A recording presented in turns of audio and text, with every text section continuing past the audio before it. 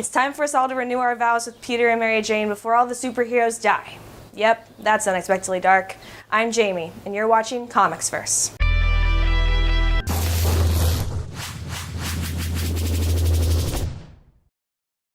Amazing Spider-Man Renew Your Vows is a great new comic brought by the veteran Dan Slott and art by Adam Kubert.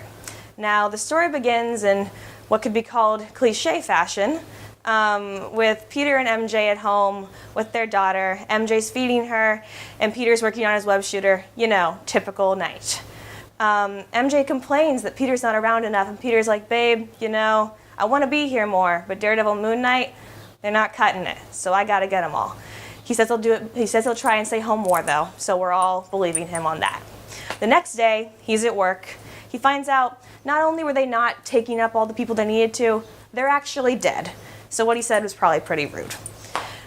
He goes to the Avengers headquarters because he has to know what the hell is up with this thing. And Tony says, well, you know, a lot of people are showing up dead, so it's kind of a bigger problem that we've all been dealing with recently. He goes, Peter, you can stay here if you want, and you can bring the whole fam too. It'll be fun. MJ complains. She's like, what if I have to wear a mask around? And then in that little spur of the moment, Peter looks up to find out there's been a break-in at Riker prison. And he knows who's in Riker prison, everyone in the world that hates him. He says, MJ, don't leave the phone. And she goes, wait, there's someone there. He runs home, and he finds Venom there with her and the kid. He starts a battle. MJ runs away. She has a smart idea that involves a fire truck. It all works out well. And Peter decides, you know what? The only person that's going to take care of my family is me. I'm going to let the Avengers do their own thing. Well, that was kind of a bad idea, because the Avengers are now dead. And Peter's decided, you know, since the Avengers are dead, I might as well be dead too. There's a new big guy in town. His name's the Regent. And he decides he's cool with that. He's going to let Vulture steal purses, and he's going to take care of his family. Good for you, Peter. I just got to start with, I really loved this issue, and I really loved it because it could have been terrible, and we'll get to that later. But I'm just going to start right at the beginning. So the beginning has this cliche scene that we saw in the preview, and it could have been leading to something terrible, and it didn't. MJ has a point, and Peter sees it. MJ's like, you should spend time with us. You should spend time with the family. And Peter doesn't complain and moan, and he's not like, gosh, MJ, you're on my back. He's like, you know what, you're right, and I do love you, and I do love my daughter. I want to be there.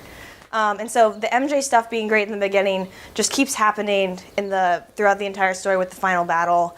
When Venom shows up, Peter gets involved. He's like, MJ, run. And she does what is made amazingly impressive to me. She sees a fire truck and thinks, oh, you know what? That'll lead to fire. Venom doesn't like fire.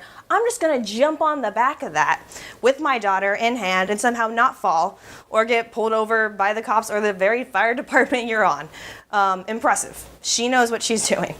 When it comes to MJ, though, there is a problem I have with the art. After I birth children, I don't usually wear crop tops that have like my rippling abs on them. And also when I break my web shooters, I don't usually fix them without a shirt on. Because it's like when you have bacon, you don't really do that without shirts. Danger.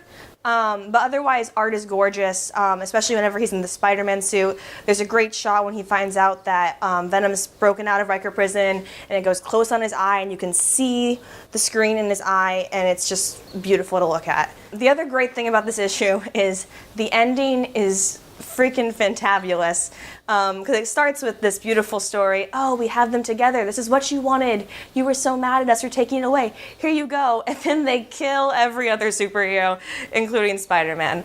And also, it doesn't feel vindictive. It doesn't feel like it's against the fans. It feels like it's all about what Spider-Man's always about, his responsibility to the city versus his responsibility in his own life. And his own life nowadays is his family. And Peter chooses the family, and he really believes in it.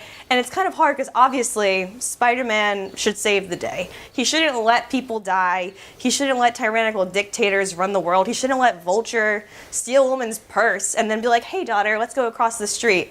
But you kind of believe with the way it starts that Peter really loves his family, and he really loves having that responsibility with them. And of course, we all know that Spider-Man will have to save the day again, but the fact that he chose his family with such devotion right now makes me really excited to see what's going to break him and bring him back in the game. Overall, as I said before, it's a great issue. Art's good except for the weird costume stuff, which happens all the time anyway. bold ending, which I loved. MJ's active, Peter's engaged in the family, so I'm going to give it 9 out of 10. I'm Jamie, and this is ComicsVerse.